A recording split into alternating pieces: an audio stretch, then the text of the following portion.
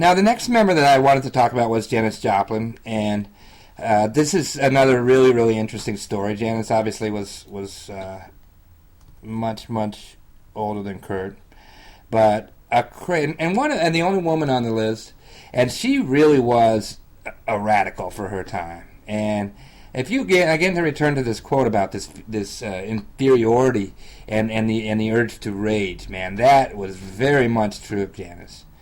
And if you look at her life, it's very much this idea of drifting to this kind of outlaw role. And one story that's recounted in Maya Friedman's book was that Janis and her dad and her siblings used to go to the post office. And back in the day, there used to be pictures of criminals in the post office. They would just kind of have the wanted people kind of hanging around there. And that was a big family field trip for the Joplins. They would go down, and Janis was just mesmerized by looking at these outlaws. So to me, that's kind of a fascinating early story that Janis brought up herself quite a lot, was this idea of this fascination with outlaws. And if you look at her early life, you can sort of see where that makes sense. One thing that she was made fun of relentlessly as a kid, and she, in her own words, the whole world turned on me when she entered high school. And not to say that she was an ugly woman, but she went through a very, very awkward phase where she just gained weight and developed bad skin, called a pig. It just really was extremely mocked. And you think about Texas where she grew up, some of the ideas were that they took care of themselves, and Janis was always a little more of a tomboy. And she liked to kind of dress like the guys dressed. And we're going to get into her sexuality a little later, which is a pretty fascinating topic in itself. But she just did not fit in. And one of the probably greatest rejections she had was this group at her school called the Red Hussars, which was the drum and marching corps. And she was kind of a musical prodigy. She was good she had a good ear for music right at a young age. And she didn't make it, and that was kind of the big sort of musical group to be in if you were in her high school. So she's already been really rejected for her looks, and now she's been rejected for her music, which is devastating to her. And so now she really has kind of developed this absolute sort of hatred about where she's from. And she has her first lesbian experience in high school. And again, her sexuality is a very fascinating topic. She slept with hundreds of men and women, and I did read some stuff that said that a lot of her sort of psychological discomfort was being a lesbian and not being able to act on that in the times that she lived in. Well, she did act on it, but it's certainly a piece of the puzzle, but I don't think it's the whole puzzle. So, and this is another interesting story from her childhood. She developed a lot of friends of guy friends. She kind of became that chick that hung out with the guys and drank and smoked pot and whatever. And they snuck over to Louisiana one time and had been drinking all night, and they were going about 120 miles an hour on the way back, and their car flipped and rolled, and none of them had a scratch on them. So Janis kind of developed this sense of just immortality at that point, and that's pretty typical for teenagers, not being able to sort of weigh consequences and contemplate your own mortality. But Janis, in a way, could be thought of as somebody that never really psychologically developed beyond adolescence. If you look at sort of some of the ways and the things she said as she was older, she was still this very scared, lonely, rejected little girl. But something happened to her when she got on stage, and this is very similar to Kurt in a way. And this is something that comes up with all of these people is that on stage is where they feel the most comfortable. And so all of this pain and awkwardness and weirdness that is relevant in other parts of their life goes away on stage, and they find this level of sort of comfort and this goodness of fit between using all of these bad things that happened to him and gaining this admiration. But you're just not on stage very long. It's such a small part of your life. As someone who's worked with a lot of performers and performed myself, it's just a very small part of your life. And the rest of your life, you're kind of still stuck inside your own head. And in Janis's case, this was a very uncomfortable place to be.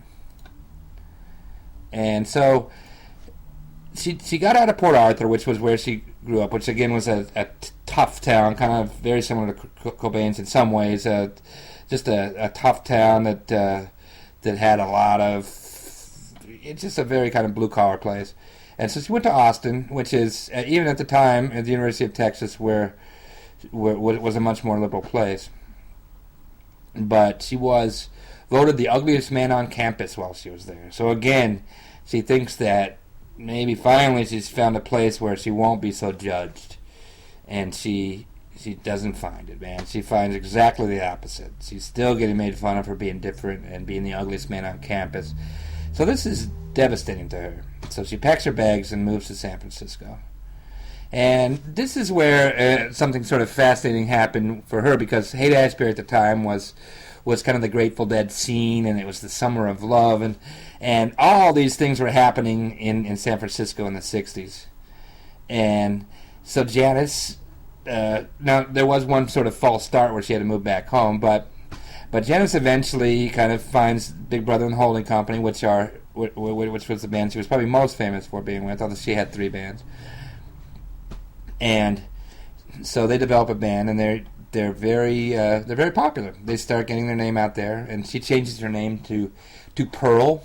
She sort of develops this split sort of creature. Pearl is this highly sexualized, animalistic side of her.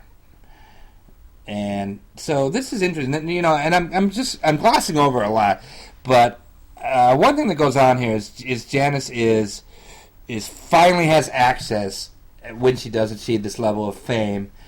She finally has access to all these kinds of guys that rejected her. So she makes a point of trying to sleep with all the best-looking men, and she sleeps with Joe Namath at one point, which she brags about in concert, and so she racks up a couple famous guys, and meanwhile she's sleeping with lots and lots of women as well.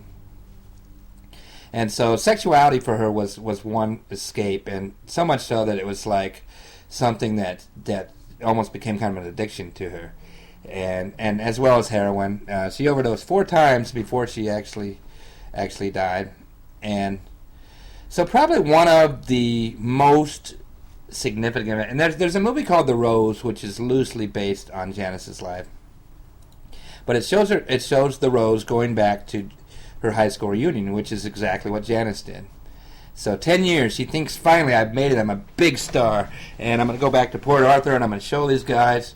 And she goes back, and things are still the same. They don't, they write mean things to her in the newspaper, and they still kind of think of her as a freak. And so every single thing that she thought she had undone in her musical career, it just didn't come to fruition. So this is like the final blow to her. She feels so rejected after coming back to her high school, and she has to relive this all over again. And so this sort of triggers this last binge that she has with heroin, which did kill her. And so kind of thinking about the things that I have not touched on, one idea that comes up in terms of sexuality is this sort of gender guiding line. So she identifies very strongly with her dad, not so much with her mom growing up. So she really kind of takes to him a lot more than her. And her mom was a very talented musician who had her vocal cords severed in an accident during a surgery. And so in a way, her mom kind of wants Janis to develop some musical talent, but also has her own issues going on around that, so that's very complicated. But if you think about her history with heroin, and it was very severe, and again, she had like a massive psychological distress going on, and the only place she was really comfortable was on stage. You think of Thomas Wolfe, who said, "You can't go home again." Well, Janis thought she could go home again. She thought she could go back to Port Arthur and sort of undo some of the things that had happened to her, and it just wasn't the case. So again, at the age of 27, Janis succumbs to an overdose and dies. And again, very, very tragic.